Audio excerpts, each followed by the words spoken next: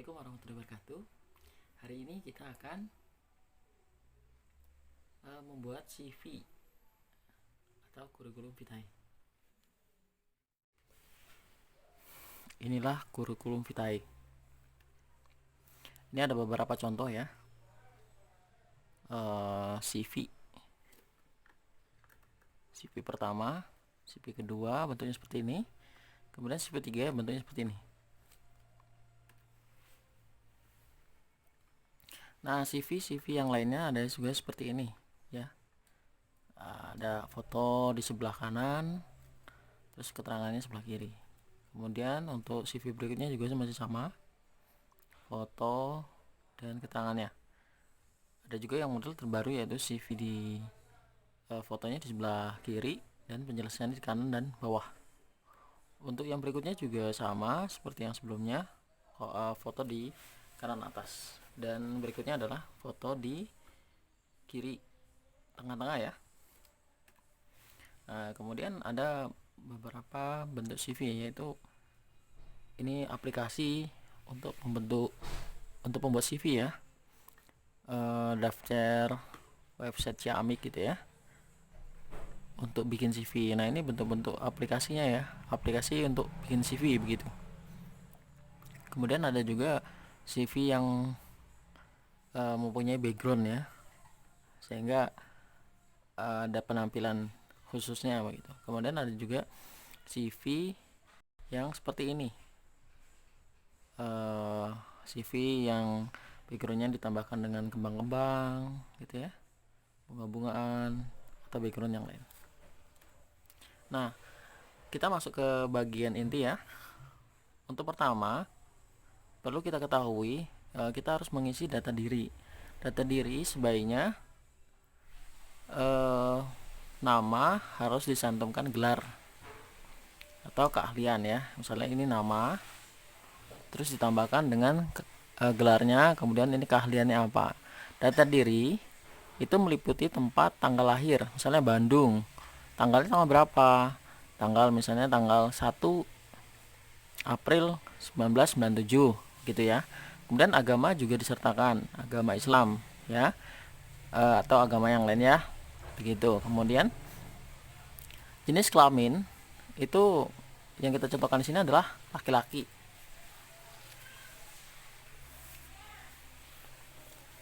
Jenis kelamin, kemudian tinggi dan berat, tingginya berapa, beratnya berapa begitu ya. Kemudian statusnya seperti apa, statusnya menikah atau belum menikah atau dan lain sebagainya begitu ya. Kemudian alamatnya harus lengkap, ditulis sedetail mungkin agar ada misalnya ada pemberitahuan tentang apa melalui pos bisa langsung dikirim ke alamat yang dituju ya. Kemudian alamat juga harus jelas ya. Untuk nomor telepon ini bisa berupa nomor telepon rumah ataupun HP ya. Sebaiknya sih HP yang update sekarang aja, yaitu misalnya ditambahkan juga dengan aplikasi beberapa ya, misalnya nomor tersebut terhubung di WA, Instagram, email ataupun Telegram gitu. Kemudian juga disertakan email ini untuk membantu misalnya mengirimkan atau ada surat balasan dari perusahaan yang dituju begitu ya. Terus adanya link ID ini semacam biodata juga ya, link untuk mempromosikan diri begitu, agar terkoneksi dengan teman-teman, utamanya sih untuk melamar pekerjaan gitu ya. Kemudian Anda perlu mencantumkan juga keterampilan, misalnya Microsoft Office. Nah, kemampuannya seperti apa? Misalnya sangat baik. Kemudian ada, ternyata dia untuk di sini adalah contohnya dia mampu mengoperasikan yaitu aplikasi WinKSB, yaitu berkaitan dengan PPIC, karena dia sebagai industrial engineering ya kan, setidaknya mampu menguasai salah satu software. Kemudian dia juga mampu menganalisis dari segi statistik, yaitu menggunakan aplikasi SPSS ya. Kemudian kalau sini bersikapnya baik ya begitu ya. Kemudian adanya desain grafis, ini adalah keterampilan yang lainnya. Kemudian leadership dan komunikasi ini salah satu poin ya. Kemudian adanya juga apa? Dia mempunyai keahlian lain, yaitu dia mempunyai sertifikat khusus yaitu supply chain. Kemudian juga bahasa yang dikuasai itu bahasa apa aja. Pertama mungkin bahasa Indonesia. Bahasa Indonesia seperti apa? Mungkin pasif sama aktifnya baik, yaitu tulislah sangat baik. Kemudian untuk bahasa Inggris mungkin bisa dia speaking, kemudian reading, kemudian diagram strukturnya bagus, atau writing juga bagus, listening juga bagus. Nah, maka tulislah baik. Kalau misalnya kamu Anda sedang-sedang saja, maka tulislah cukup. Untuk bahasa Melayu ini merupakan bahasa tambahan, bisa juga ditambahkan, atau bahasa lainnya seperti bahasa Belanda, bahasa Jerman, bahasa asing lainnya bisa juga ditambahkan begitu ya. Hingga ini juga akan menjadi keterkaitan khusus dari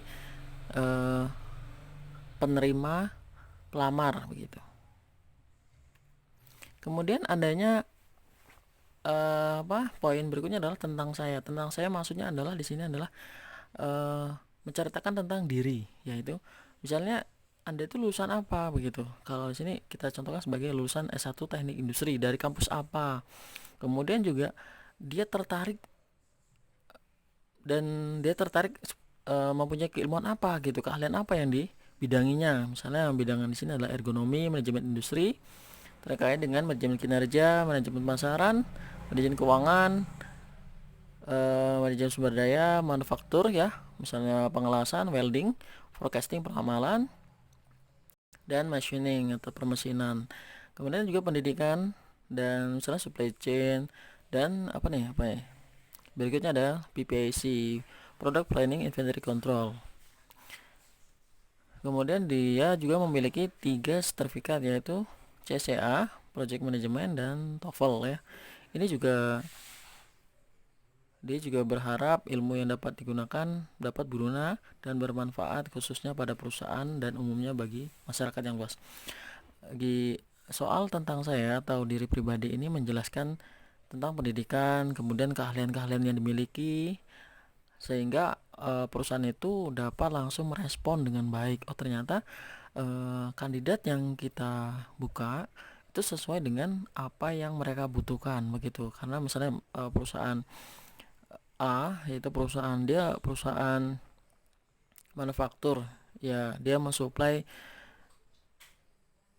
partisi ke perusahaan lain. Nah, dia harus mencari lulusan yang mengerti juga tentang transportasi, mengerti juga tentang pesuplaian begitu ya. Berarti dia harus memilih begitu ya. Jadi makanya ditambahkan di sini adalah supply chain. Nantinya ada menjadi daya tarik bagi perusahaan tersebut. Kemudian ada pengalaman kerja. Misalnya pengalaman kerja di sini menambahkan sebenarnya dia tuh dulu pernah bekerja sebagai apa. Kalau di sini ditampilkan 2 ya. Pertama dia bekerja sebagai dahulunya mungkin sebagai asisten di sebuah laborat begitu ya.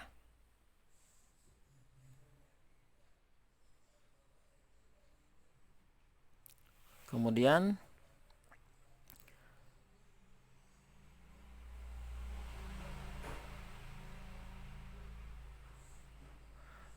dia tugas-tugasnya apa aja gitu ya. Misalnya tugasnya asisten itu sebagai pertama dia membuat modul atau merancang modul. Kemudian mengajarkan apa yang dia buat begitu ya. Kemudian melaksanakanlah programnya. Kemudian merancang panduan penulisannya, kemudian mengkoreksi laporan dan memberikan penilaian ya akhir gitu. Ini juga asisten juga bekerja sama dengan kepala laboratoriumnya juga ya. Selain di sini dia menjelaskan untuk program kerjanya untuk membantu melaksanakan praktikum dengan baik begitu ya. Untuk pengalaman kerja lainnya, dia juga sebagai kepala produksi atau supervisi ya dari perusahaan garmen. Dia pertama itu dia menjelaskan bahwa dia mampu mengkoordinir seluruh pekerja. Yang kedua, mensuplai barang ya, kemudian mengatur, mengkoordinir, menerima dan mengeluarkan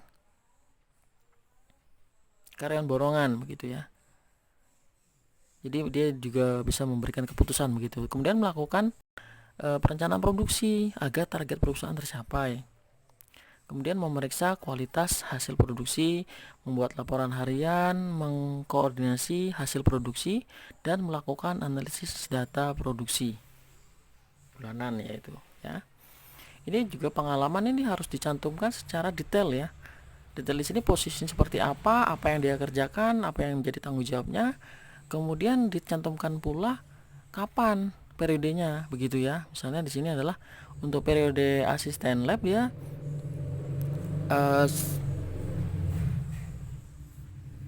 dari Februari 2019 sampai September 2019. Kemudian untuk kepala produksinya dia dari November 2019 sampai sekarang begitu ya.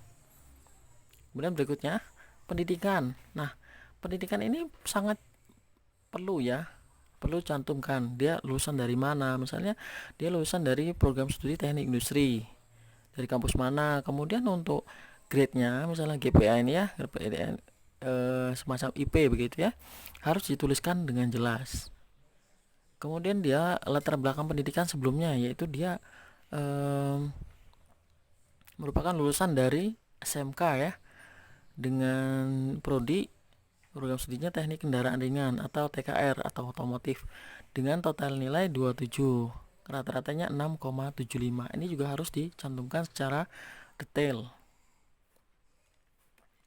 Kemudian adanya pengalaman organisasi, ini juga diurutkan ya dari tahun paling awal ya, sebaiknya begitu.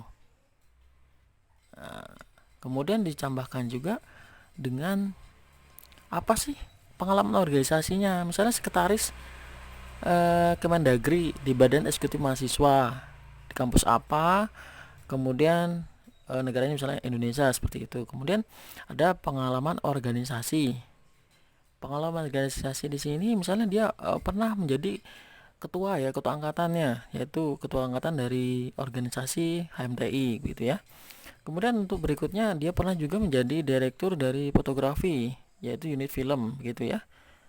Kemudian dia juga pernah menjadi anggota dari sebuah apa ini, klub ya, klub karate di Indonesia ya, utamanya di Bandung. Kemudian dia juga memiliki sertifikat lainnya, yaitu pertama TOEFL. TOEFL ini dia diperoleh dari EEP, Language Training Center Bandung, Indonesia. Dia mempunyai skor 458. Kemudian dia juga memiliki sertifikat lainnya, yaitu sertifikat dari supply chain ya.